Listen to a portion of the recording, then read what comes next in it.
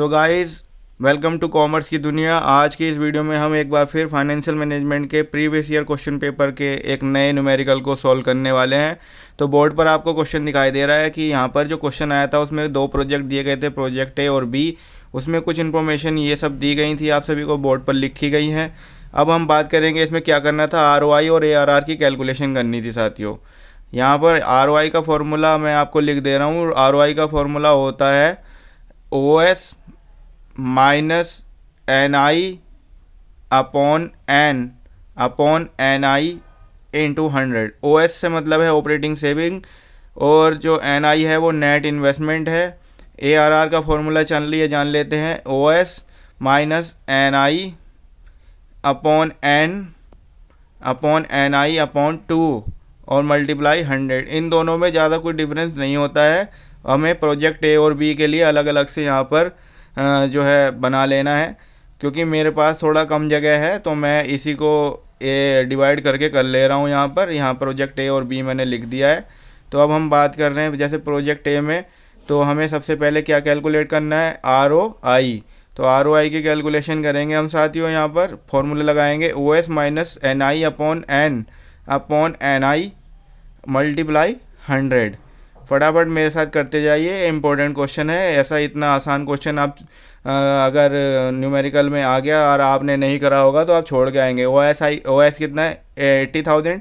NI आपका 4 lakh upon में N है इसका number of year 8 multiply 100 upon में NI हो गया 4 लाख। ठीक है साथियों, इसे सॉल्व कीजिए। जैसे 80,000 माइनस 8 से हम 4 लाख को डिवाइड करेंगे तो कितना आ जाएगा, 50,000 मल्टीप्लाई 100, ठीक है, अपॉन 4 लाख। ठीक है, इतना करने के बाद हम इसको कैलकुलेट करेंगे। 80,000 में 50,000 गए तो 30,000 अपॉन 4 लाख मल्टीप्लाई 100। ठीक है, अब यहाँ 20 से 20 क्रॉस, 30 से 30 क्रॉस और ये आ गया 7.5%। ये आ गया आपका ROI प्रोजेक्ट ए का। अब निकालने वाले प्रोजेक्ट बी का। तो फिर एक बार फिर फॉर्मूला लिख दे रहा हूँ जिससे आपको याद हो जाए। फॉर्मूला एक बार फिर से बोलता हूँ, OS minus NI upon NI into 100। यहाँ पर जो ऑपरेटिंग सेविंग है वो कितनी है, 1.5 लाख की। तो 1.5 लाख की अपनी ऑपरेटिंग सेविंग हो गई। माइनस NI यहाँ पर कितना दे रखा है, 10 लाख। 10 लाख अपॉन N कितना है यहाँ पर, 10 साल मल्टीप्लाई 100 अपॉन NI 10 लाख। ठीक है, बहुत आसान क्वेश्चन है। और ये ऐसा क्वेश्चन अगर एग्जाम में आता है तो जो न्यूमेरिकल की प्रिपरेशन नहीं करते हैं वो छोड़ करके आ जाते हैं साथियों। अब अपना 1.5 लाख में से 1 लाख घटा देंगे और 10 लाख नीचे डिवाइड में रहेगा मल्टीप्लाई 100। अब क्या करेंगे, 1.5 लाख में से 1 लाख घटा के 50,000 आ गया अपॉन 10 लाख मल्टीप्लाई हो गया अपना 100। यहाँ 2 जीरो से 2 जीरो क्रॉस, 3 जीरो से ये सारे क्रॉस होने के बाद ये कितना आ गया, 5% आ गया आपका। अब निकालते हैं हम क्या, ARR निकालेंगे। तो ARR का फॉर्मूला क्या है भैया, ARR का फॉर्मूला आपको लिखा गया है। ठीक, ARR का फॉर्मूला क्या है, OS minus NI upon NI upon 2 multiply 100। ठीक है, यहाँ पर ऑपरेटिंग सेविंग की जो वैल्यू है वो कितनी है साथियों, ऑपरेटिंग सेविंग की वैल्यू 80,000 है। माइनस वही प्रक्रिया यहाँ पर पूरी अपनानी है, बस NI अपॉन 2 करना है। वैसे आप इसको डायरेक्ट भी कर सकते हैं, लेकिन जो है डायरेक्ट करने में हो सकता है आप गलत कर दें, इसलिए मैं पूरा क्वेश्चन सॉल्व करके दिखा रहा हूँ। 80,000 में से वही सब कुछ करना पड़ेगा। 80,000 में से पहले 50,000 माइनस करना पड़ेगा।